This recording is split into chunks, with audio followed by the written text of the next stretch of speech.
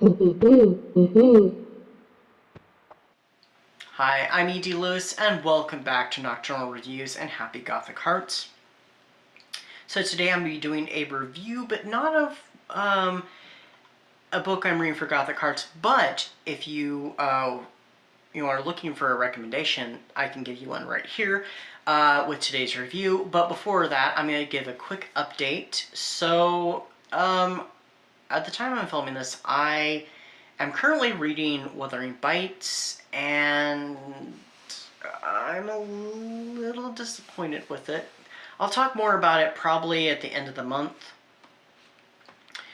because I should have it done by then. I'm gonna kind of slow down and only read like a few chapters a day, I think, on that, and focus my attention other places.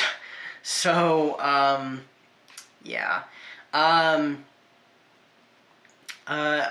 Like I said, I have other things I can read, and I'd like to get to read, so I'm going to probably kind of switch gears to one of those. And, yeah, so. And, so far I've only done one activity, so we'll see if I get to more activities.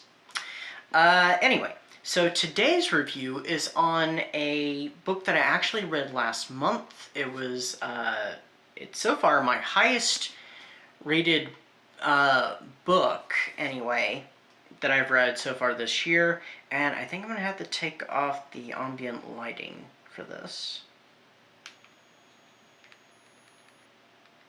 Okay, so you can actually see the cover, although it will glare. So, this is a Gothic romance. This is part of a series, and also this is my first episode of this year of my Botanical Gothic series. How many of these will I get to this year?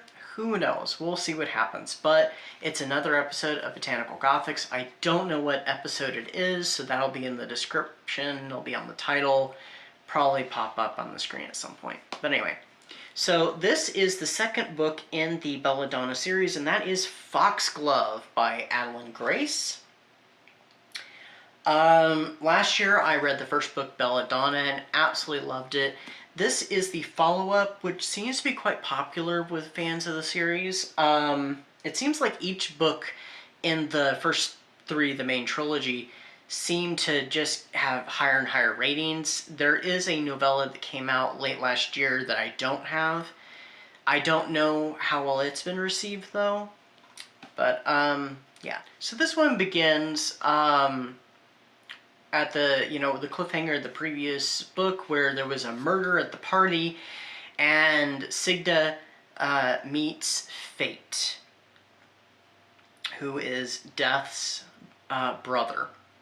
And she gets pulled into a little game of fates, one that she is not prepared for, and may hold the answers to some of her powers.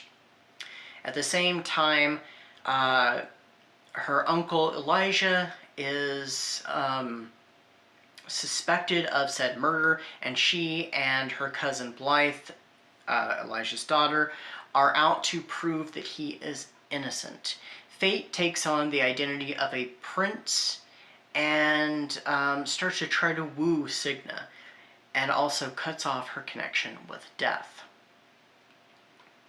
But as the investigation deepens and she ends up making some deals with Fate, Blythe becomes more and more suspicious of her cousin, already knowing that she has some supernatural connection due to the events in the previous book. Blythe also seeks the whereabouts of her missing brother after the events of the previous book, and the things that she discovers will change her outlook forever. In the meantime, Signa is forced back to her ancestral home of Foxglove, which she has not been to since she was a baby, when her parents were tragically killed. And that is all I can really tell you without giving things away. The drama is insane in this one. It goes up to a level that the first book didn't even remotely have. It also has a little bit of Bridgerton to it. Not that the previous one didn't have like hint of it. This one has a little bit more. It's not Bridgerton though, so it's very much a a murder mystery, just like the first book. except for with a lot more drama, and we delve more into the world of the characters.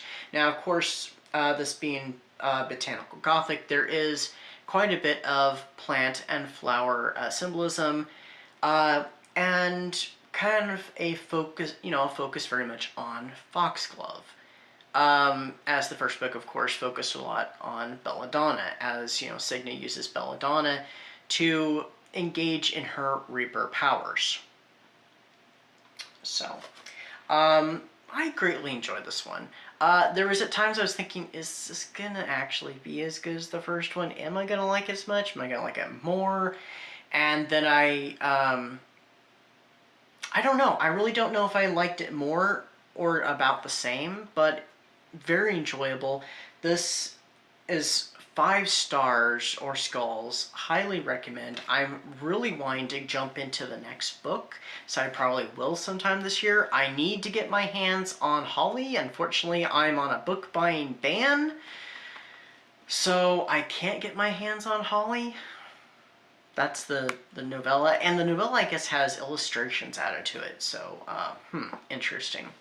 But the next book is called Wisteria, and I think it focuses a lot on Blythe. So I'm very curious, especially where this one ends. It does not end on the same, it doesn't really end on a cliffhanger, but it ends where there's more to the story. You want to know what happens next. Highly recommend. It is chunky, but at times it is so fast-paced. So yeah, a bit of Gothic fantasy, Botanical Gothic, so good. I love it. I could see this being part of my top reads of 2026, but anyway.